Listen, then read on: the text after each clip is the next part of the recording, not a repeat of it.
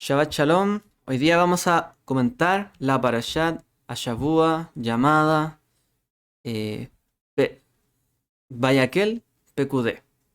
Las dos. Sí, bueno, aquí me faltó la otra. No me di cuenta. Vayakhel PQD, una porción doble.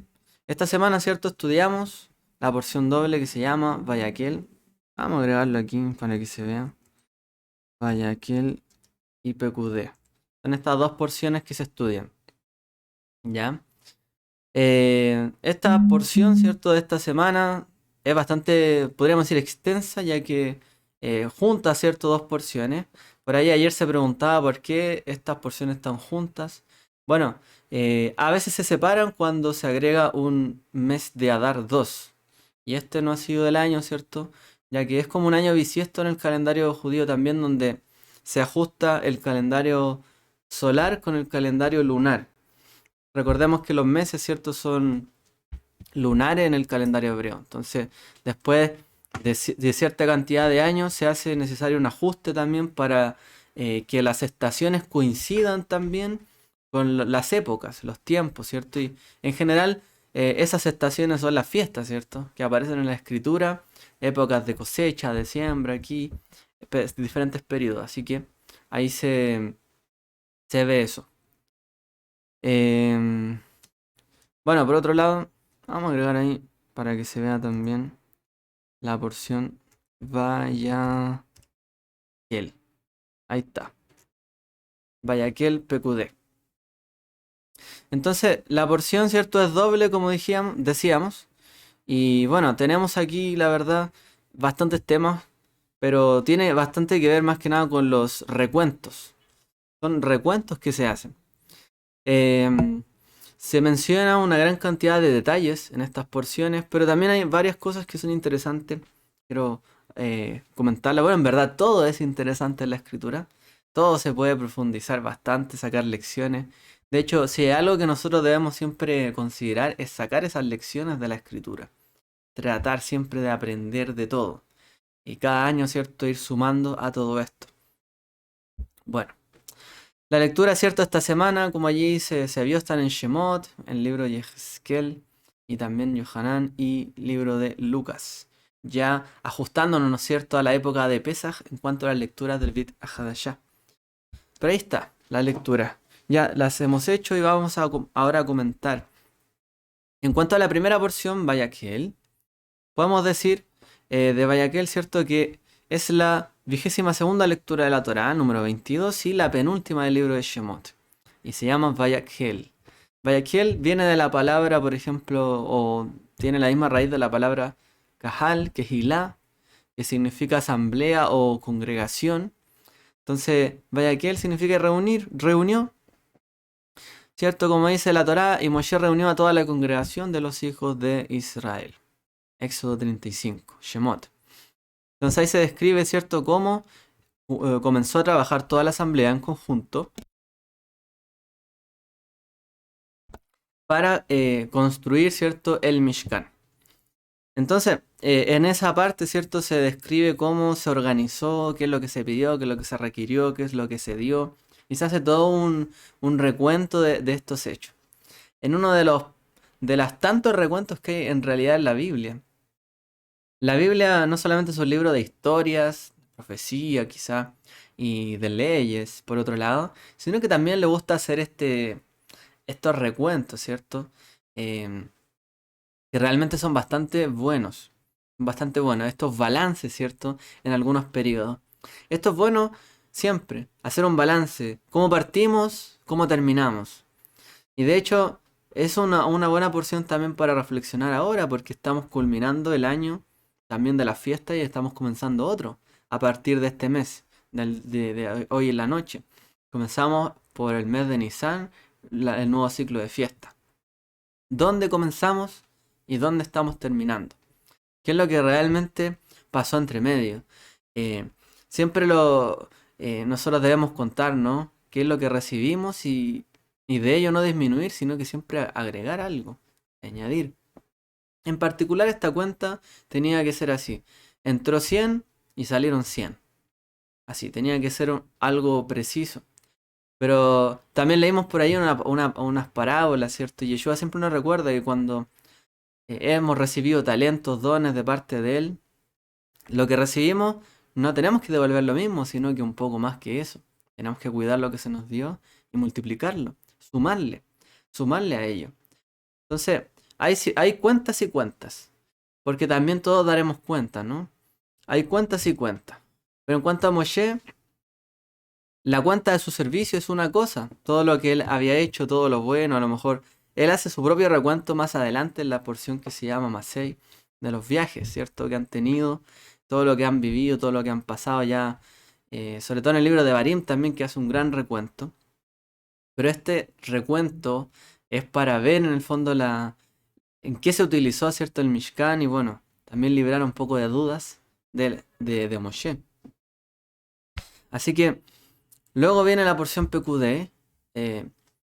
PQD se dice en hebreo como sefardí, es decir, como más español, España, porque también se le llama PQDI, ya, pero PQD sería un hebreo más bíblico. Significa las cuentas de, ya, PQDIM, cuentas. Entonces el primer verso dice, estas son las cuentas del PQD, ¿cierto? Del Mishkan. Estas son las cuentas del tabernáculo. Y esa última lectura del libro de Shemot, ¿cierto? Cuenta ya prácticamente cómo fue el recuento del tabernáculo, de todas las contribuciones o las trumot que se dieron allí. Continúa también describiendo, ¿cierto?, cómo fue la finalización del tabernáculo, hasta llegar al momento culmine, ¿cierto?, y sublime del libro de Shemot, que es cuando posa, ¿cierto?, sobre el tabernáculo, sobre el Mishkan, la gloria, ¿cierto?, del Eterno. Cuando entra en el Mishkan, el momento, ¿cierto?, podríamos decir más, uno de los momentos más bellos, ¿cierto?, también que aparecen en la Torá. Trabajamos por un fin, nos esforzamos, cometimos errores, pero finalmente el Eterno quería morar en medio de su pueblo y lo hace. Y eso es una lección bastante importante, ¿no? Vamos a hablar un poco de eso, de en el camino se hicieron cosas bien, se hicieron cosas mal, pero finalmente la voluntad del Eterno era morar en medio de ellos, por lo tanto, moró en medio de ellos. Los temas tratados de esta porción, de los temas tratados de la porción, primero, ¿cierto? Se nos habla de, como ayer comentó nuestro hermano, ¿cierto? En el Debar Torah de Kabbalah Shabbat, el reglamento, las reglas del Shabbat, cómo consistía, ¿cierto? El Shabbat, qué es lo que se había que hacer, lo que no había que hacer.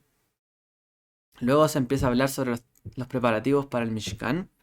Luego se habla sobre las ofrendas que debían ser llevadas, ¿cierto? Al Mishkan. Después nos relata, ¿cierto? A estos dos artífices, estos maestros, ¿cierto? De las manualidades, podríamos decir, Betzalel y Oholiab. Después nos habla de la construcción plena del tabernáculo, cómo se hizo el arca de la alianza, cómo se hizo la mesa del pan, de la proposición, ¿cierto? O de la presencia. La lámpara también que estaba, bueno, la menorá que se coloca, ¿cierto? Allí, se coloca en pie. El altar también del incienso, el Mizbech, ¿cierto? Ketoret, el Shemen Zait, el aceite de la unción, el aceite de la oliva de la unción. Luego, ¿cierto? El atrio del tabernáculo, los patios, los materiales del tabernáculo, las vestiduras del sacerdocio, cómo se termina la obra, y luego cuando se erige, ¿cierto? Se levanta el tabernáculo y la nube y la gloria, ¿cierto? Del Eterno posan sobre el Mishkan. Bien. Hoy día también es Shabbat para recordar Shabbat Mevarjim. Como lo hemos hecho, se bendice, ¿cierto? Por el nuevo mes.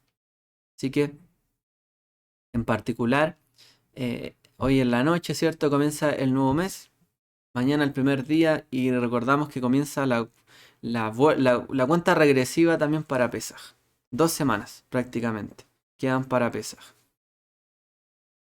Luego este Shabbat también es llamado Shabbat HaJodesh, es decir, el Shabbat del mes. Así se le suele llamar al Shabbat anterior a Nisan. Porque, ¿cierto? La lectura que hicimos del Maftir, se declaró, ¿cierto? Que el mes de Nisan, este mes sería el primero de los meses del año para el pueblo de Israel, ¿cierto? Entonces recuerda también que a partir de ahí debían separar el cordero, ¿cierto? Apartar el cordero para, ¿cierto?, el Pesaj y recordar así la salida de Mitzrayim, la fuente de la fe de Israel. Bien. Vamos entonces ahora a ver un poco el comentario de la parasha. Y vamos a partir con esta frase de la Torá. Bueno, estos pasajes. Dice: y recibieron de Moshe todas las ofrendas que los hijos de Israel habían traído para hacer la obra de la construcción del santuario. Y ellos seguían trayéndole ofrendas voluntarias cada mañana. Así que vinieron todos los hombres hábiles que hacían todo el trabajo del santuario, cada cual del trabajo que estaba haciendo, y dijeron a Moisés: el pueblo trae más de lo que se necesita para la obra de construcción que el Señor nos ha ordenado que se haga.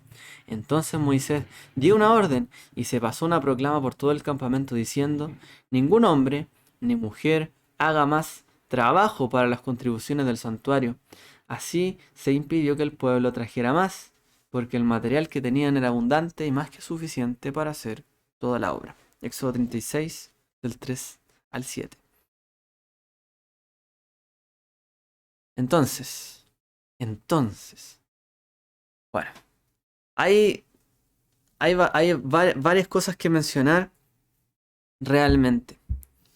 Primero que todo, ¿cierto? Habiendo hecho, ¿cierto?, todo lo que es la construcción del Mishkan, podríamos decir, como se dijo también ayer un poco, Moshe tampoco estaba libre de sospechas. Nadie está libre de sospechas. Aun cuando una persona sea la persona más justa, más recta, más noble, hay que rendir cuentas siempre. Eh, para tener, ¿cierto?, y mantener esa imagen, debe haber una rendición de cuentas. Hoy día lo que se llama, ¿no?, en el gobierno de Chile, por lo menos, transparencia. Debe haber transparencia, sobre todo en los cargos públicos, por ejemplo, aquí. Y Moshe tenía una designación, no sé si pública, pero por lo menos fue la dedocracia, ¿no?, del Eterno que escogió a Moshe. Pero él sí ejercía una labor que beneficiaba, ¿cierto?, en servicio al pueblo.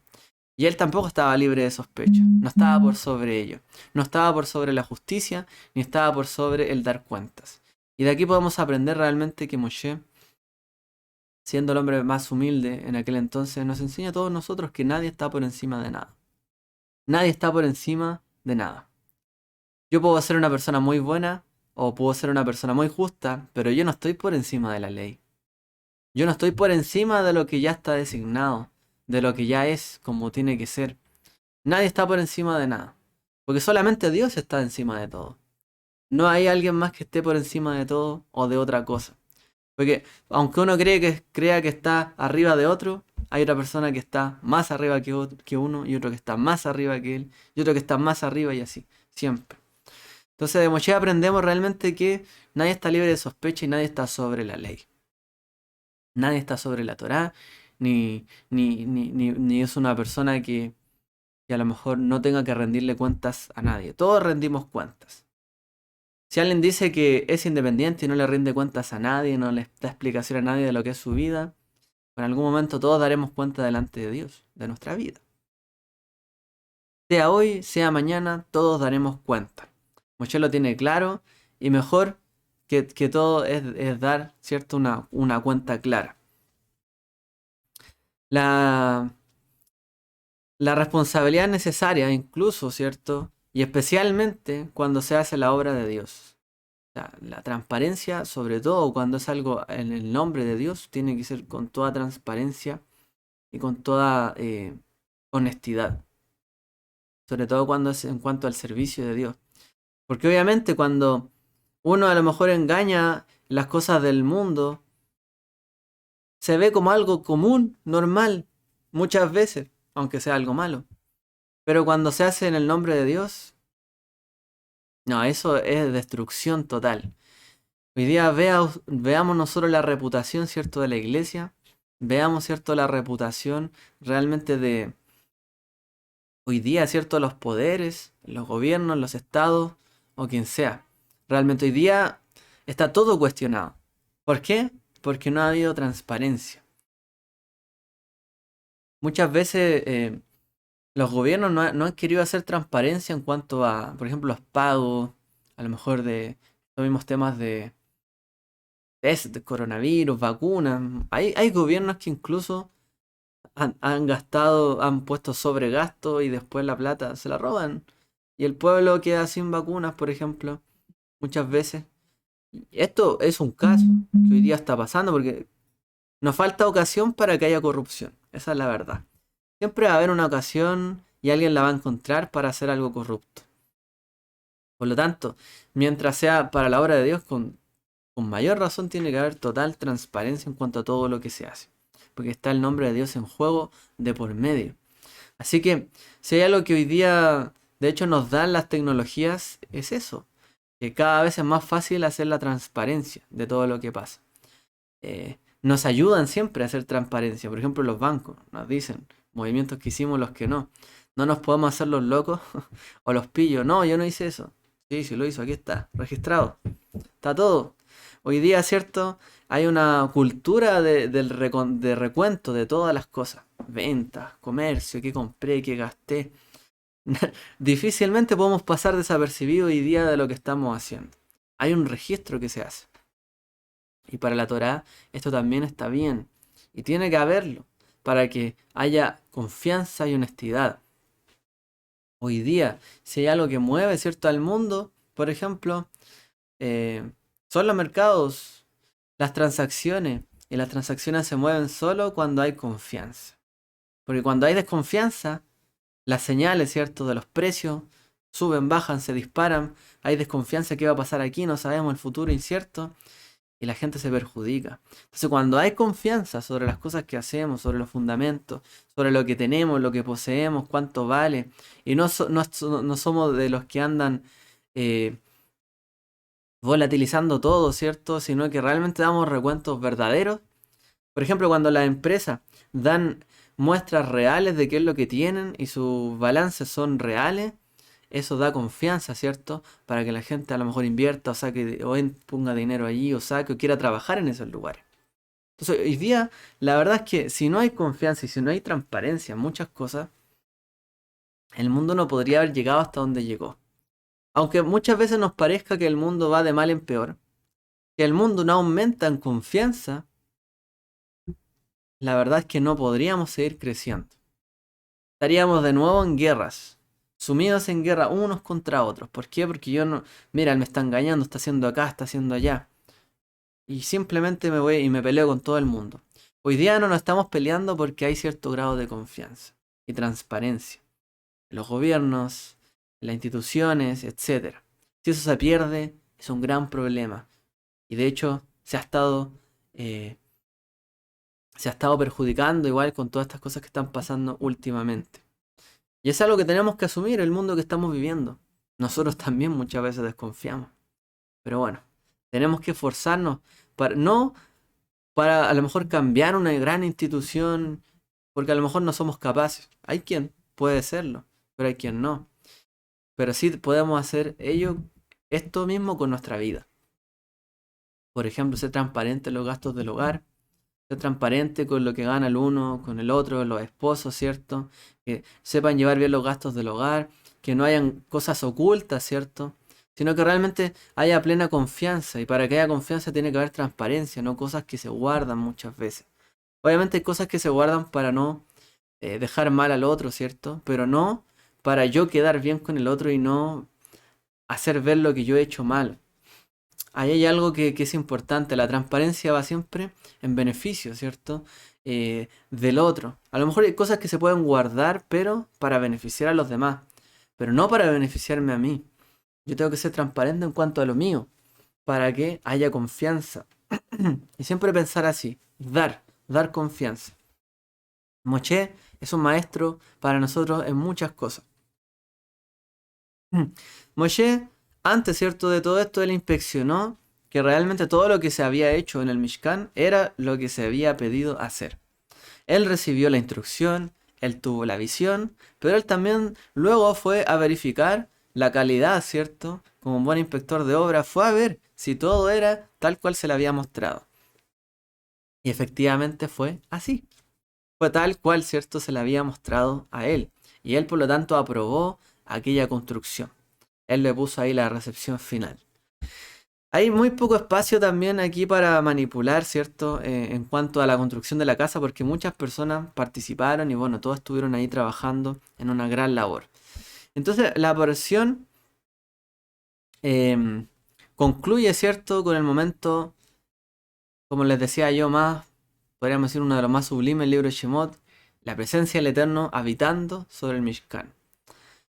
Pero no es como partió toda la historia de aquí en adelante, ¿cierto? Nosotros pasamos por el episodio del Het Aegel, el pecado del becerro. Entonces, muchas veces en el texto que aquí aparece, ¿cierto?, y que leímos, hay cosas que se nos pasan de largo. Em, una de las cosas, ¿cierto?, tiene que ver con el propio santuario y otra cosa con las personas mismas que están allí participando. Hay quienes trajeron oro, cobre, plata, bronce, pieles, ¿cierto?, etcétera. Otros trajeron madera, aceite, incienso, piedra, etcétera. Pero bueno, hay cosas que nos tenemos que preguntar. Vamos aquí a avanzar. La gente continuó trayendo ofrendas voluntarias mañana tras mañana, así que todos los trabajadores calificados que estaban haciendo todo el trabajo en el santuario dejaron los que estaban haciendo y le dijeron a Moshe, el pueblo está trayendo más que suficiente para hacer el trabajo que el Señor ordenó que se hiciera. Y como leímos, y Moshe le dio la orden y les dijo a todo el campamento de ningún hombre o mujer debe hacer otra cosa o debe por el santuario, debe traer otra ofrenda para el santuario. Así se impidió que la gente trajera más, porque lo que ya tenían era más que suficiente para hacer todo el trabajo.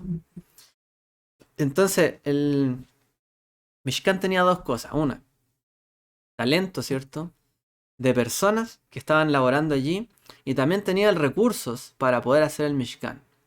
Y esas dos cosas, ¿cierto?, se confluyen en algo que quizás nunca antes habíamos visto, o que nunca antes había visto, que nunca antes, o después se verá, quizás, o que se volverá a repetir. Nada, es un poco exagerado. Pero bueno, lo primero es que hubo más que suficiente material y dinero donado, incluso sobró. Lo cual es difícil. Nosotros aquí tenemos el caso de la, no sé, recuerdo, la Teletón, cosas así. Pero a veces es difícil juntar el dinero que se espera lograr, sobre todo cuando se habla de donaciones. A veces siempre se está tratando de buscar la manera, hacer aquí, hacer allá para reunir el dinero. Pero difícilmente en el momento en que se pide, se reúne todo. Hay que entrar a convencer a la gente ahí, ponerle la imagen, ¿no?, de alguien que está superándose ahí con sus dificultades para que se ponga la mano en el corazón y dé. Pero en la construcción del Mishkan no fue así. Sencillamente fue quien se coloque la mano en el corazón desde el principio, que dé. Y nadie más dé. Y punto. No se intentó convencer a los hijos de Israel, no se intentó conmoverlos, ¿cierto? Decirle esta es una orden, o decirle es delante del Eterno que están dando, por eso, ¿por qué no dan si es para la obra del Señor, etcétera? No, sencillamente, aquella persona que tenga generosidad de corazón, ¿cierto? Que sea de corazón generoso, que dé, y nadie más dé. Y con esa premisa hubo más que suficiente, incluso sobró. No hubo que hacer gran campaña ahí de marketing, de publicidad, ponernos publicidad, comerciales. No, sencillamente se hizo. Y esto es algo increíble, ¿no? Impresionante. Como realmente hay un corazón generoso en medio del pueblo de Israel, el pueblo de Dios. Siempre hay gente generosa. Está dispuesta a dar, incluso para que sobre. Y dos, que las personas que recolectaron el dinero y los materiales realmente protestaron, le dijeron a Moshe, o sea, Moshe, por favor, están trayendo demasiado, más que suficiente para hacer el trabajo. O sea, ya es suficiente, o sea, no tienen que seguir trayendo. ¿Para qué van a traer más? ¿Para qué necesitamos más? Y eso es otra cosa que es bastante difícil de ver, ¿no? Porque cuando hay algo que se está beneficiando, bueno, que venga más. Venga, que venga más. Nos está yendo bien, venga más. Pero que alguien diga, no, nuestro objetivo era este, ya se cumplió, que la gente no dé más. Es suficiente. Es difícil de ver, ¿no? No sé si alguien tiene estas experiencias tan vívidas, pero realmente es difícil de ver. Que para una campaña se reúna todo y la gente misma diga, ya es suficiente, no traigan más. Se acabó. Alguien diría al contrario, bueno, aprovechemos, ¿cierto?, que la gente está dando y juntamos para la siguiente ocasión. No. El Mishkan tenía un objetivo final y único que era levantarse, ¿cierto?, erigirse con las personas nobles de corazón, con la gente honesta de corazón, con la gente transparente, para que la morada del Eterno, ¿cierto?, pudiera morar allí, en medio de un pueblo transparente, confiable, un pueblo que cumplía su misión y que trabajó solamente y en aras del santo bendito sea, y por ningún otro beneficio, personal o colectivo. En esas condiciones es donde la presencia de Hashem habita y mora. No en aquel que busca su propio beneficio, sino el que busca en aras, ¿cierto?, del santo, de Akadosh, el santo bendito sea, su obra, su reino. Y no tampoco en un beneficio colectivo. Por ejemplo, uno podría decir, yo sirvo al Eterno de esta manera, a lo mejor personalmente, porque a lo mejor igual me beneficio. Vamos a poner mi caso, yo me beneficio, a lo mejor recibo una compensación.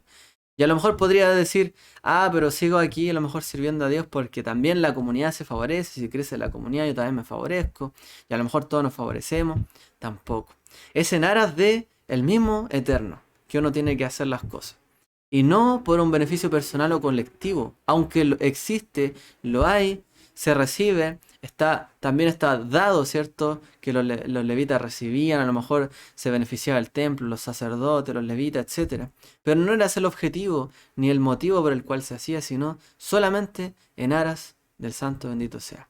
Por su propio servicio, por la generosidad del corazón de nosotros, de darle a Él. Ese es una razón pura. ¿Y cómo se levantó el edificio del Mishkan o esta tienda móvil? Con esa transparencia de corazón, esa generosidad propia que viene del corazón de uno hacia Él y no de lo que yo estoy recibiendo. Además, estas dos premisas son muy valiosas entonces para nosotros, para purificar nuestro servicio, como decimos cada día, ¿cierto? Betaher libeinu leobdeja behemet. Purifica nuestros corazones para servirte con verdad. Entonces nos preguntamos, ¿fue algo bueno o malo que la gente llevara más de lo que se necesitaba? Y que además tuvieran que ser restringidos, que se les prohibiera incluso después que llevaran más cosas. ¿Era algo bueno entonces? ¿Qué era bueno? ¿Qué era lo bueno en este momento? ¿Era malo que la gente llevara más? ¿Era bueno que llevara lo justo? ¿Era bueno pedirle que no llevaran más? ¿O era malo? ¿Por qué era necesario impedir que las personas dieran si realmente deseaban dar? ¿Por qué decirles ya no den más? Eran buenas intenciones, sus buenas intenciones deseadas por Hashem, así como las donaciones oportunas. ¿Era oportuno dar en ese momento? ¿Eran un buen deseo, una buena intención, realmente? Preguntas que nos podemos hacer y que, bueno, espero que puedan ser respondidas a lo largo de lo que estamos hablando. Ansiedad y desesperación. Este tema hablamos hace un par de años y realmente el escenario donde como parte esta porción es muy muy vital. ¿Cómo parte esta porción está para allá? ¿Cierto? Y cómo culmina la anterior. El paso que hay de allá hasta el alzamiento del Mishkan. Buscando, ¿cierto?, restaurar la relación con Dios. Luego del pecado del becerro, el pueblo se desesperó por levantar el Mishkan. Y aquí están las claves, ¿cierto?, de las preguntas anteriores. ¿Qué es lo que pasa? Que venía el pecado del becerro de oro. El Eterno había quebrado su relación con el pueblo. Se estaba perjudicando todo ello.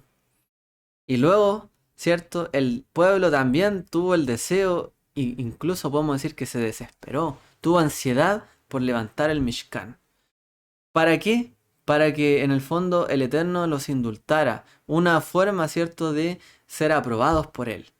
Te levantamos, mira, fallamos pero levantamos, erigimos el Mishkan. Y te damos todo y venga y damos y damos y donamos y donamos. ¿Qué fue lo que el Eterno pidió? Solo los generosos de corazón. No necesito a aquel que venga a limpiar su imagen porque pecó en el becerro de oro, sino el generoso de corazón. El pueblo venía de una situación no de lo más positiva. Entonces, cuando Moshe comenzó a erigir el tabernáculo, no se montó cuando acabó de construir todo. De hecho, tuvieron que esperar.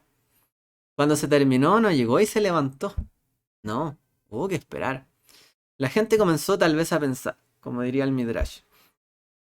Tal vez esto no es lo que Dios le dijo a Moshe que hiciera. Tal vez esto sea mucho más complicado de lo que Dios dijo. Y por eso no está en pie. Imagínese. Se trabajó, se donó, usted puso su oro, su plata, su bronce y todo. Y resulta que el Mishkan no se levanta. Y pasa el tiempo y no se levanta. Entonces la gente comienza a pensar de más. Y empezaría a pensar, tal vez no era lo que el Eterno le mandó a Moshe. Tal vez era más difícil, más complicado de lo que se hizo. A lo mejor hay un error, por eso no está en pie. Típico pensamiento de una persona ansiosa que tiene desesperación y que no es capaz de tener un poco de paciencia hasta que las cosas tengan que pasar. No. Algo tiene que haber pasado, sucedido, algo malo. La típica desesperación del pueblo esperando a que baje Moshe con las tablas de la Torá, que nos ven que está bajando, tenemos que hacer algo. Levantamos un becerro. Típica ansiedad y desesperación de una persona realmente que todavía no tiene la calma, la quietud para tomar las decisiones adecuadas. Entonces, en vez de decir, tal vez esto no está erigiéndose por algún motivo y tiene un motivo real detrás, no, inmediatamente se piensa, no, a lo mejor está mal. A lo mejor esto no era así. No, se equivocaron. No, tiene que haber un error. En vez de pensar, tal vez no está sucediendo ahora mismo porque tiene que ser revisado que todo esté bien. Tiene que haber perfeccionamiento. O tal vez decir, simplemente el Eterno pidió que no se erigiera de inmediato. Y tenemos que esperar. No. La gente comúnmente suele pensar otro tipo de cosas. Como resultado encontramos la Torá de repetición de las palabras en esta porción. Y lo hizo tal como Hashem, el Eterno, ordenó a Moshe. Y uno lee tal cosa y se hizo tal como el Eterno le mandó a Moshe. Y lee otra cosa y se hizo tal como el Eterno le mandó a Moshe. ¿Para qué? Para quitar de fuera toda duda sobre lo que se había hecho. ¿Por qué? Porque alguien pudo decir, no se erigió de inmediato porque no, quedó mal tal cosa. No, es que él no trabaja tan bien. Entonces no lo hizo bien. Mira, yo vi que lo que estaba haciendo y en verdad me pareció que no era así. Por eso no se ha erigido. ¿Y qué dice la Torá? Y se hizo tal como el Eterno le ordenó a Moshe. Tal como Dios le ordenó a Moshe. Entonces lo que quiere dejar clara la Torá en esto, ¿cierto? Es que todo se hizo conforme a sus especificaciones. No puede haber duda en cuanto a ello. Pero bueno, todo esto, ¿cierto? Tiene mucho también que de lo que se puede hablar o decir. Ahora, ¿por qué Moshe debe dar cuentas? ¿Acaso el mayor de todos los profetas tiene que volverse alguien sospechoso? ¿Cómo? ¿No fue él el que sacó al pueblo de Israel de Egipto, el que dividió el mar de las cañas, ¿cierto? Con su vara, que dirigió al pueblo al monte Sinai para recibir la Torá? El propio Dios no testifica acerca de Moshe de que es completamente fiable en toda su casa. Bueno, ¿qué podemos decir en cuanto a esto? Obviamente, como decíamos, tal vez lo que la gente decía, no, tal vez esto no se hizo como realmente el Eterno le dijo a Moshe. Hay dudas. Esas dudas realmente podrían llevar a la gente a negar, ¿cierto? Todo lo que había sucedido, todo lo que había hecho Moshe. Y esto pasa cuando entra y se siembra una duda en algún lugar. Por eso uno tiene que tener cuidado. Y por eso es algo tan malo sembrar la mala lengua, la maledicencia, y muchas veces sembrarle la duda a las personas. Oye, tal vez tu hermano, tal vez tu esposo, tal vez tu esposa te está engañando. Tal vez está haciendo algo indebido. Mira, lo veo un poco extraño. Y le siembra la duda en el corazón. Eso no está bien. Sembrar la duda injustificadamente es algo totalmente en contra de la Torá y totalmente malo. Si uno no tiene una prueba, una evidencia para sustentar algo, mejor no hable, no diga nada. ¿Cómo la gente podría sospechar de Moshe? O que Moshe se hubiese quedado algo en el bolsillo realmente. Hay un Midrash también, del Yalkut, Lekach Tov, que habla justamente sobre cuál era el problema de Israel. Y lo recuerdo también porque hoy día es muy contemporáneo. Y esto se le llama Leitzanut o Letzanut. Leitzanut o Letzanut. Es el acto de, de aminorar o quitarle importancia a las cosas que son importantes, o por el contrario, de tomar en serio las cosas sin importancia. O sea, hacer un juicio totalmente errado de las cosas. Finalmente, Letzanut se refiere literalmente a la bufonería en el lenguaje talmúdico, a la necedad, el sarcasmo, cinismo o simplemente la queja, el quejarse. Letzanut es la bufonería, necedad, sarcasmo, cinismo o quejarse. Y en el fondo, ¿a qué se refiere? Como les decía, hay algo que hay que tomarlo en serio, que es importante. No, si eso no es nada. No, si eso no importa. Pero resulta que sí importa. Es importante.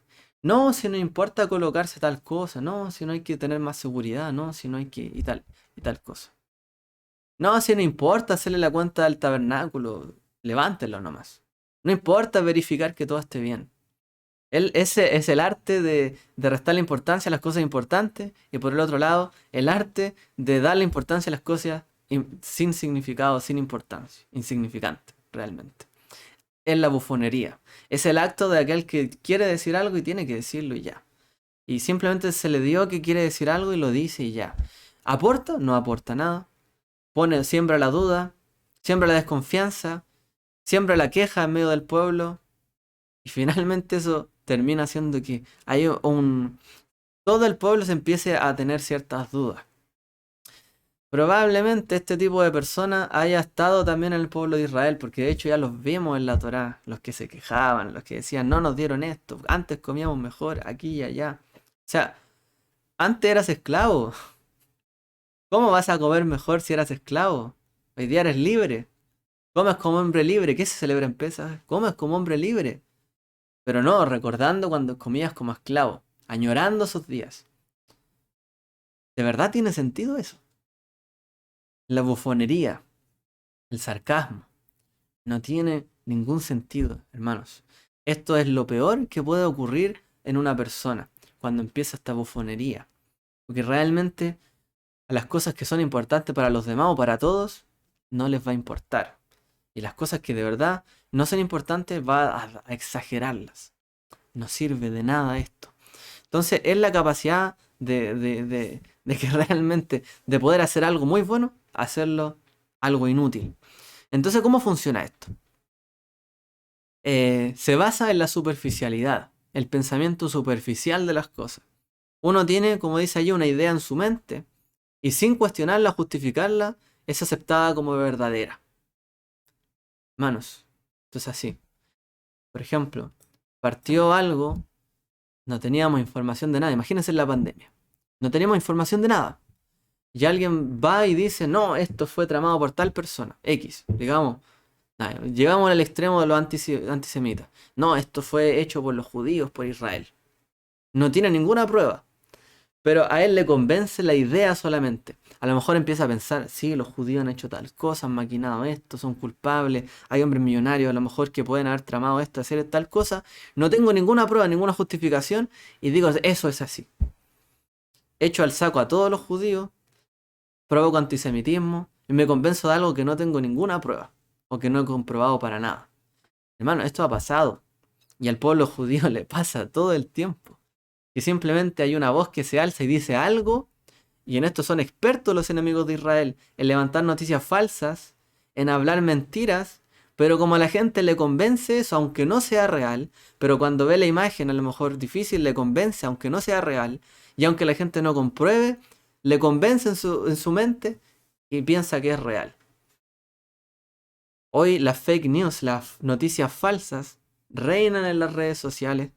Hoy día la falsa información reina por todos lados, por los diarios, incluso diarios cristianos. Falsa información. Hoy día nos creemos lo que queremos creer. Y quizás siempre ha sido así. Pero si nosotros somos personas que buscan en la Torá, que buscan saber, estudiar, aprender, no podemos comportarnos así. ¿Cómo podemos validar cosas que ni siquiera hemos comprobado que son reales o no? ¿Cómo podemos defender posturas que ni siquiera estamos seguros de cómo funciona todo ello? A veces ponernos en postura, a veces política, quizá y defender la muerte, cuando en realidad ni siquiera sé si de verdad el que está detrás me está favoreciendo o no. O de verdad quiere o me va a cumplir. Y yo simplemente confiar y dar una idea como, no, es que esto es así, es real, y no la cuestiono. Y más encima la justifico. No, ¿por qué? Porque yo creo que es así. Y ni siquiera planteo algo más allá. Esto es Letzanut. Una vez que la idea encuentra aceptación en la persona, aunque no tenga ninguna base, hermanos, sin importar cuán ridícula sea, no sé, en la tierra plana, por ejemplo.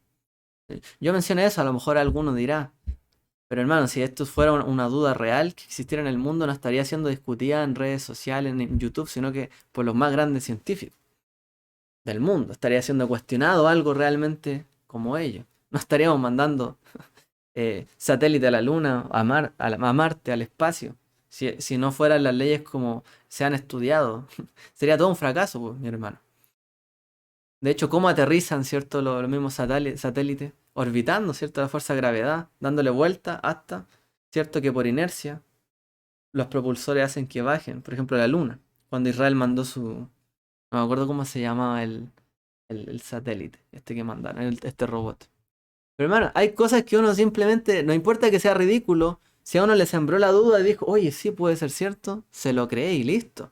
No necesita nada más que alguien le diga que es así o alguien que le dé testimonio y lo convenza. Con un poco de evidencia.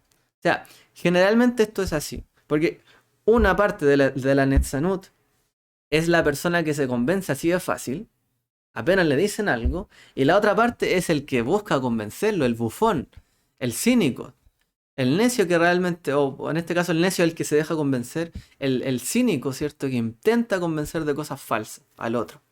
Lo único que le basta es darle un testimonio claro, convincente de que él cree que es así y tiene evidencia. Nunca le va a mostrar la evidencia de que va en contra de su pensamiento. Jamás. Jamás va a ponerse en la otra posición. Una persona que lo busca engañar. Jamás le va a decir la otra parte. Jamás. Por eso, en esta para allá se dice, y él eligió el Mishkan, hizo todo eso, pero también él sabe, sí, a lo mejor es un hombre de Dios, Moshe, todos hizo un nombre de Dios, pero también hay que ponerse en el otro lado. ¿Y qué tal si alguien pudo haber hecho algo indebido? Hacemos un recuento.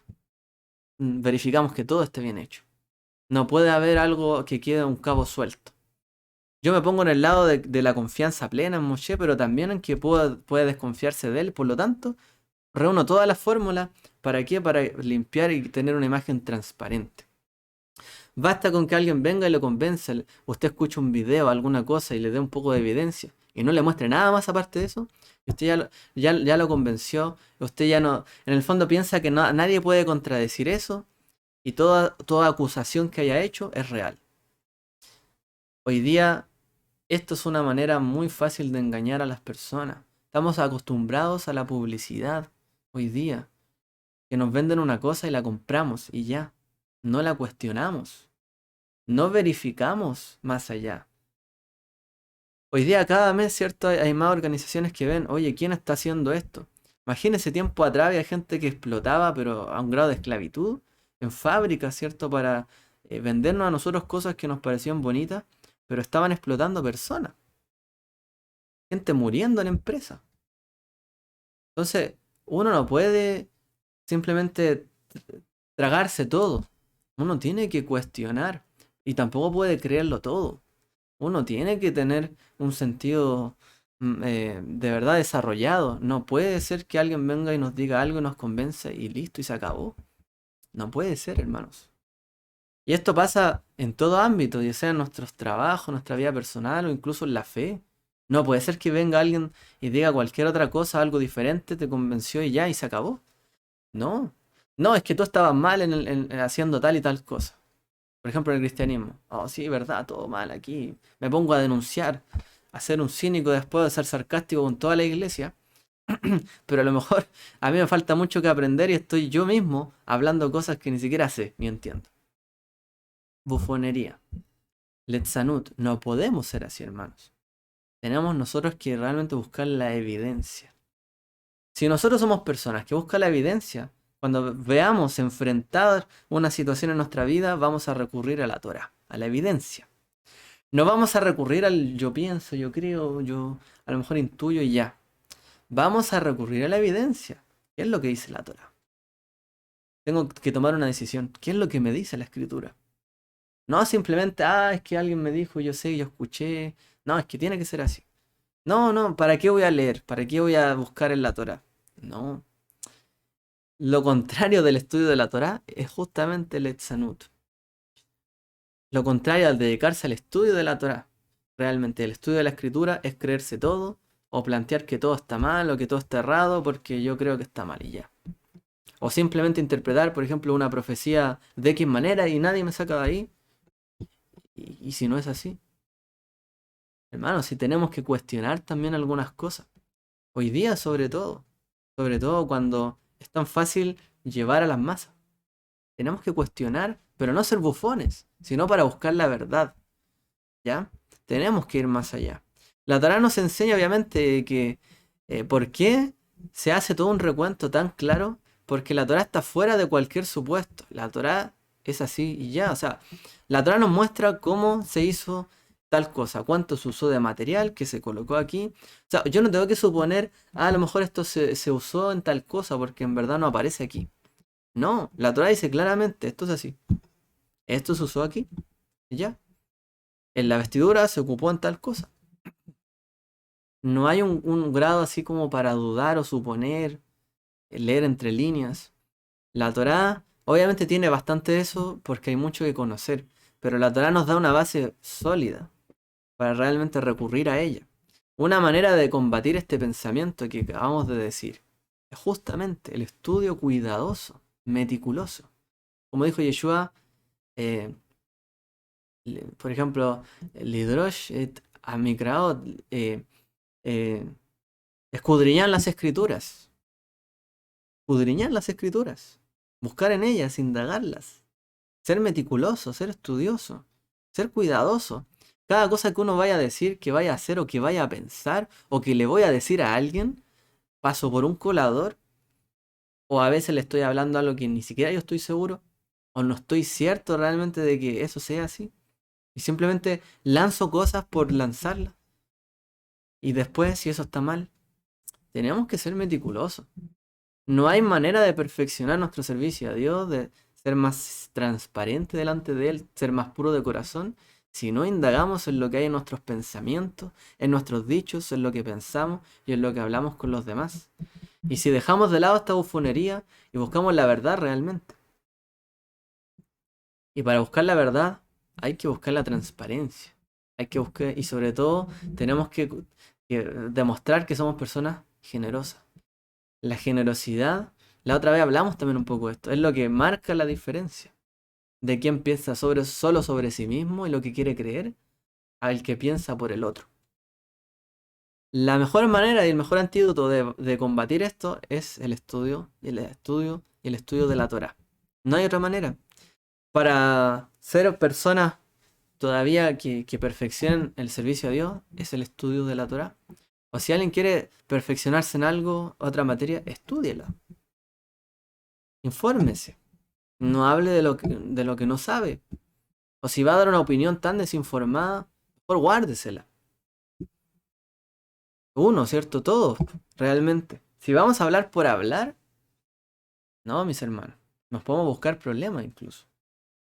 El mejor antídoto es el estudio de la Torá. Entonces, ojo con este punto. Ojo, porque esto es algo que hoy día está lleno el mundo hoy día de esto. De puro cinismo. Publicidad amarillista. Cosas que tratan de llamar la atención, de agitar a la gente. ¿Para qué? Para vender. Nos ven como mercancías, como dice el libro de Apocalipsis. Van a mercadear con las personas, con las almas. Porque somos mercancías en medio de este mundo. Y en parte nosotros nos sumimos a este sistema porque también nos beneficiamos, pero también, ojo, que no terminemos siendo una presa tan fácil de todo, de cualquier teoría, de cualquier cosa que nos digan oficialmente o extraoficialmente, o teorías conspirativas o lo que sea. Mano, seamos realmente cuidadosos. No porque alguien me hable mal de algo y yo también pienso que eso está mal, significa que él está bien en lo que dice. No, también tengo que buscar en su argumento. ¿Está bien todo lo que él planteó? ¿O realmente se puede debatir? Pongo por ejemplo, y lo voy a mencionar, cuando salieron todas estas teorías conspirativas de la COVID-19. Uno, el deber de uno, por ejemplo, es estudiar todo. Ver también las partes que hablan en contra, las partes que hablan a favor, a lo mejor que esto fue algo tramado o que no fue algo tramado. ¿Qué evidencia hay? ¿Se ha encontrado algo? ¿Hay sospechas? ¿De quién hay sospecha? ¿Veo señales o no? Y a lo mejor uno tiene que ser bien abierto para hacer ese ejercicio. A lo mejor alguien casi que me convence, porque uno no puede dejarse convencer por cualquiera. No puede estar convencido de lo que otro piensa. Entonces me está a punto de convencer. Bueno, yo ahora veo si sus argumentos realmente son ciertos. O si hay alguien que también lo debata a él. O alguien debate todo esto. Por ejemplo, salió una cosa que se bloqueó en varios lados, este tema de pandemia. Pero después salieron otros hablando de si era eso cierto o no. ¿Quién era esa persona que hizo eso? Si tenía evidencia científica o no, si era alguien que estaba aparte, o si todo lo que ella habló estaba correcto en lo que se habló. Eso es lo que corresponde hacer siempre, en todo ámbito de cosas, sea del estudio de la Torá o de lo que sea. Entonces, esta es una manera de vivir, de pensar y de practicar las cosas. Yo no voy a decir, obviamente, qué es lo que cada uno debe pensar, cada uno convencido, ¿cierto? Y sobre todo lo importante es cómo llevamos nuestra vida, responsablemente. Pero más allá, hay que ver. Bueno, a ver, avanzando, que me detuve bastante en eso. Pero me parece que es muy importante mencionarlo, sobre todo hoy día. El tema de la ansiedad y el becerro. ¿Qué es lo que pasó?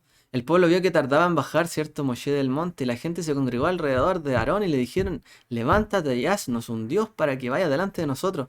Y en cuanto a este Moisés, el hombre que nos sacó de la tierra de Egipto, no sabemos qué le haya acontecido. Y Aarón les dijo, quitad los pendientes de oro de las orejas de vuestras mujeres, de vuestros hijos, de vuestras hijas y traédmelos. Entonces todo el pueblo quitó las pendientes de oro que tenían en las orejas y los llevaron a Aarón. Entonces, en estos dos, hay dos proyectos en los que los hijos de Israel fueron muy generosos. Y lo acabamos de ver, ¿cierto? En estos dos. Tanto en el proyecto del becerro de oro, que Aarón les pidió, quítense los pendientes aquí y allá. ¿Y qué hizo la gente? Los llevó todos. En este verso sale. De hecho, alguien pudo haberse... Hay un midrash que se plantea que Aarón no quería hacerlo, pero les pidió algo difícil, que trajeran el oro, los que tenían de riqueza, como para hacer un poco de tiempo. Pero ¿qué es lo que pasó? Que el pueblo inmediatamente le llevó todo eso, todo ese oro y esas cosas delante de él. No escatimó el pueblo. Simplemente se despojó y lo llevó. Entonces Midrash trata de decir por qué Aarón hizo lo que hizo, como para hacer un poco de tiempo hasta que bajara Moshe, pero realmente el pueblo hizo inmediatamente su donación. En dos proyectos el pueblo de Israel hizo este acto tan generoso. Uno en el tabernáculo, que era algo santo, y el otro en el becerro, que era algo totalmente pagano, un ídolo, prácticamente. La construcción del Mishkan fue una gran mitzvah suprema, pero la del becerro de oro fue un pecado terrible. Sin embargo, la respuesta de Israel fue la misma en ambos casos.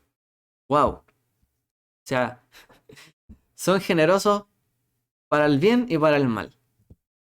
Como dice el Talmud de Jerusalén, Yerushalmi, el Shekalim, dice, uno no puede entender la naturaleza de este pueblo. Si son apelados a un becerro, dan. Y si son apelados por el tabernáculo, dan. Es quizá una buena definición de lo que diría el libro de Revelaciones. Ser caliente o ser frío. Pero medio no. O damos o no damos. Y si damos, damos para el bien y damos para el mal. Pero somos generosos. No hay de andar a media. Y parece que el pueblo tenía esta actitud en este momento. Generosos para bien o para mal. Con una actitud a lo mejor generosa para lo bueno o para lo malo, pero generosa finalmente. Y esta es una característica que los sabios también identifican en el pueblo de Israel, como lo hemos visto también en otras ocasiones. La generosidad identifica a un hijo de Israel, un hijo de Abraham. Como dice Maimónides, nunca hemos visto ni oído hablar de ninguna comunidad judía que no tenga un fondo de sedaká, de caridad. Dice Maimónides. Nunca hemos escuchado de una comunidad judía que no tenga un fondo de acá. Siempre hay generosidad en medio del pueblo de Israel. Y dice también el Maimónides en cuanto a los principios de Sedaká. Estamos obligados a ser más escrupulosos. Lo voy a colocar un poco más grande para que vean. Estamos obligados a ser más escrupulosos en el cumplir el mandamiento de la Sedaká más que cualquier otro mandamiento positivo, porque la Sedaká es la señal de la persona justa, un descendiente de nuestro padre Abraham, como se dice, porque yo la he escogido para que mande a sus hijos, etcétera, haciendo Sedaká y Mishpat, caridad y juicio, justicia y juicio. Si alguien es cruel y no muestra misericordia, hay motivo suficiente para sospechar de su linaje, ya que la crueldad se encuentra solo entre las otras naciones. Quien se niega a dar caridad se llama Belial, el mismo término que se aplica a los adoradores de ídolos. Entonces dice en el fondo, el Maimónides, ¿cierto? En su tratado de la Sedaká. Realmente estamos obligados a dar Sedaká por la Torá porque somos hijos de Abraham. Y si hay una persona que no es generosa, es suficiente motivo para dudar de su linaje. Es decir, no es hijo de Abraham. Hermano, nosotros, siendo judíos o no, o descendientes de, o a lo mejor no siendo descendientes, somos llamados hijos de Abraham por la fe, a través de Yeshua. Si alguien se considera hijo de Abraham, tiene que ser una persona generosa. Si no, es sospechoso realmente de que lo sea. Porque Abraham era una persona generosa, justa, ¿cierto? Y que hacía correcto juicio. Y ahí hablamos de Mishpat, juicio. Eso también se contrapone a lo que hablábamos antes, con la bufonería, Letzanut. Es justamente hacerse una idea preconcebida de algo, creer algo como cierto, sin hacer un correcto juicio. Eso es la bufonería. Un hijo de Abraham no hace eso. Y además tiene que ser generoso.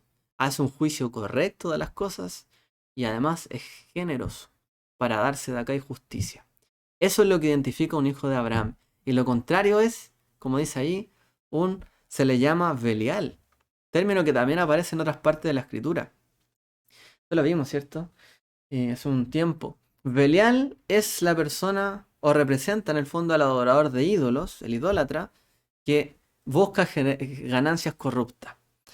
Hombres, como dice Deuteronomio, hijos de Belial, han salido de en medio de ti, que han instigado a los moradores de la ciudad, diciendo, vámonos y sirvamos a dioses ajenos que vosotros no conocisteis. Dice, advierte el libro de Devarim. Luego dice, guárdate de que no haya en tu corazón pensamiento de Belial, diciendo que cerca está el año séptimo del de la remisión, y que tu ojo sea maligno sobre tu hermano y menesteroso para no darle, porque él clamará contra ti al Señor y te será por pecado. En el año cierto de la remisión, cuando se condonaban todas las deudas. Si una persona pobre te pedía ayuda y tú decías, pero es que viene el año de la remisión, ¿cómo le voy a cobrar? Tienes que ayudarle igual. Si no, tu pensamiento es como el de Belial. Cruel. Lo contrario prácticamente de la generosidad es la crueldad. Mas los hijos de Elí eran hijos de Belial. No conocían al Señor. Menospreciaban las ofrendas del Señor, como dice el libro de Samuel. Eran hijos de Belial, se les llama. ¿Qué es lo que nos dice también la Brit Hadashah? Dice, no estéis unidos en yugo desigual con los incrédulos, dice 2 Corintios. Pues, ¿qué asociación tiene la injusticia con la iniquidad? ¿Qué comunión la luz con las tinieblas? ¿O qué armonía tiene el Mesías con Belial? ¿Qué tiene en común un creyente con un incrédulo? ¿O qué acuerdo tiene el templo de Dios con los ídolos? Porque nosotros somos el templo de Dios, del Dios vivo. Como Dios dijo, habitaré en ellos y andaré en ellos, y seré su Dios y ellos serán mi pueblo. Por tanto, salid de en medio de ellos y apartaos, dice el Señor, y no toquéis lo inmundo, y yo os recibiré, y yo seré para vosotros padre, y vosotros seréis para mí hijos e hijas, dice el Señor Todopoderoso. Amén. Entonces, ¿qué es lo que nos dice la Escritura realmente? Aquella persona que no es generosa es como una persona adoradora de ídolos. Aquella persona que evita ayudar a su prójimo, que es cruel, es como una persona adoradora de ídolos. Y dice la Escritura, ¿y qué relación tiene el Mesías con Belial? Ninguna. Si somos hijos de Abraham, seguimos al Mesías, somos personas generosas. Que hacemos justicia y juicio, correcto, indicado. ¿Qué tiene en común un creyente con un incrédulo? ¿Qué es el templo de Dios que somos nosotros con los ídolos? ¿Qué relación tenía el templo o el tabernáculo con el becerro de oro? Ninguna. No hay una relación. No podemos hacer una y otra. El objetivo, y como dice ahí, habitaré en medio de ellos y andaré en medio de ellos, será mi pueblo. Por lo tanto, dice, apartado, dice el Señor, de todo, no toquéis lo inmundo, y yo recibiré, significa de que tenemos que quitar los pensamientos también de nuestros corazones, pensamientos de Belial, pensamientos de crueldad, de mezquindad, ¿cierto? De realmente ser personas no generosas de corazón y que además hagan un juicio errado inmediatamente. No hay ninguna comparativa, como dice ahí, entre la justicia y la iniquidad. Pensamientos inicuos, injustos en nuestras vidas, apresurados, desesperados como los pensamientos de Israel, que dijeron, no, ya probablemente Moisés se murió, algo le pasó, no bajó, ya no viene, no es el becerro. No, seguramente hizo algo malo Moisés y no baja por eso. Mejor haznos un becerro. Pensamientos que vienen a los corazones nuestros muchas veces. No, hermano, no hagamos caso a eso, hasta no tener las pruebas y hacer un correcto juicio. Porque si no, nos apresuramos a la idolatría, lo que le pasó al pueblo. ¿Qué es lo que hizo finalmente ese pensamiento de Letzanut, de bufonería, de cinismo en sus corazones? Los apresuró hacia la idolatría. No conocer bien la Torá, no plantearnos bien las cosas, nos llevan rápidamente hacia el error y a la idolatría y al pecado. Y finalmente a la desgracia. Por lo tanto, tenemos que tener los frutos del Espíritu: ciencia, humildad, mansedumbre. Tenemos que pensar bien. Tenemos que tener paciencia, no comer ansias, tranquilos, ¿cierto? En todas las cosas. Y ser generoso, tener un corazón noble. Una persona que tiene un corazón generoso, noble, no está pensando cuando ayuda a alguien, mira, lo voy a ayudar, pero yo sé que esta persona es más derrochadora. No, eso no piensa alguien generoso de corazón, sino que dice y ve la oportunidad de ayudar a otro. Qué bueno que esto lo va a ayudar y favorecer. Lo que él haga con esto es cosa suya, pero uno cumplo con esto y también cumplo con Dios y ayudo a las personas. Pero una persona que tiene estos pensamientos bufones, cuando aún su propia generosidad o su propia ofrenda, como lo dice el libro de Isaías, son como una inmundicia, trapo de inmundicia prácticamente. Porque están llenos de un corazón apartado, un corazón contaminado de pensamientos inicuos, injustos sobre las cosas. Por eso hay que purificar el corazón, los pensamientos. Y no hay manera de hacerlo sino comprobando las cosas, conociéndolas de verdad. No ser fácil en juzgar, rápidos, sino buscar, indagar, informarse de todo, de la Torá. ¿Qué tengo que hacer? Busco primero. No después, oh, mira, no busqué, justo decía otra cosa. No, no, sino ir antes, ¿cierto? No hay una manera de servir al Mesías, como dice acá, sin justicia y juicio. No podemos servir a Belial, a la crueldad, y no ser generoso de corazón y servir al Mesías. No podemos dar también, como dice nuestro templo, a la idolatría. No podemos apresurarnos hacia lo malo. Por lo tanto, tenemos que tener el pensamiento claro en nuestros corazones. No como el pueblo ahí que pasó de ser generoso para lo bueno y para lo malo inmediatamente. No, esa es una característica loable de un hijo de Abraham, pero hay que saber dirigirla. Por eso, hermanos, tenemos que preocuparnos de todo esto. No lo vamos a ver. Tampoco lo vamos a ver. Cerramos con un hecho geográfico que también lo hemos mencionado y es muy interesante, ¿cierto? Hay una parte de la geografía de Israel donde se contienen dos mares, el mar de Galilea y el mar Muerto. Pero ¿qué es lo que pasa? Que el mar de Galilea está lleno de vida, florece alrededor, pero en cambio el mar Muerto, no. Ahora, ambos mares son alimentados por el mismo río, que es el río Jordán, que por cierto, mar de Galilea es como una forma de llamarlo, no es que sea un mar en sí. El mismo río, que es el Jordán, es el que alimenta estos dos mares. ¿Cuál es la diferencia? Que el mar Muerto recibe el agua del río Jordán, pero no da agua, se estanca. allí. Pero en cambio, el mar de Galilea recibe agua y también da agua hacia otra fuente. Y por eso permanece limpio. Permanece allí limpio, constante. Que el pensamiento del Eterno, que su justicia, su juicio, su Torá pueda fluir en nuestra vida, que no se estanque allí en pensamientos que finalmente nos lleven a entorpecer nuestro camino, por no superar esos pensamientos de nuestros corazones, nuestra mente, por seguir ahí trabados en lo mismo, no podamos seguir avanzando. Que realmente pueda fluir su Torá, su palabra, su justicia, su conocimiento en nuestra vida, y que pueda fluir, y que a la vez que recibamos podamos dar con generosidad, como dicen, toda generosidad, como dice la Escritura. ¿Para qué? Para que podamos ser realmente un mar hermoso, donde se pueda estar allí. Personas generosas, hijos de Abraham, seguidores del Mesías realmente como tal. Y no nos estanquemos tampoco en el pensamiento, sino que avancemos, sigamos más allá.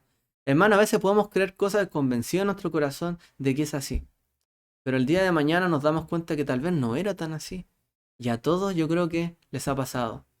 Basta con pensar que antes a lo mejor profesaban otra fe, otro camino, y estaban convencidos de ello, y en un momento cambiaron y ahora están convencidos de otra cosa. Por eso no nos autoengañemos muchas veces. A veces nuestros pensamientos no son tan así como creemos o como estamos determinados. Puede haber una flexibilidad, sobre todo si nos ayuda a crecer. Podamos vencer esos obstáculos, limpiar ese camino, ese caudal, para ser en todo generoso.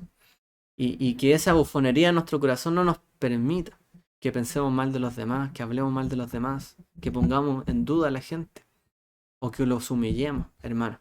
Seamos generosos, hijos de Abraham, en todo busquemos el bien siempre, para que la presencia de Hashem, como decíamos ahí el pasaje del Brit Hadashah, pueda morar en nosotros.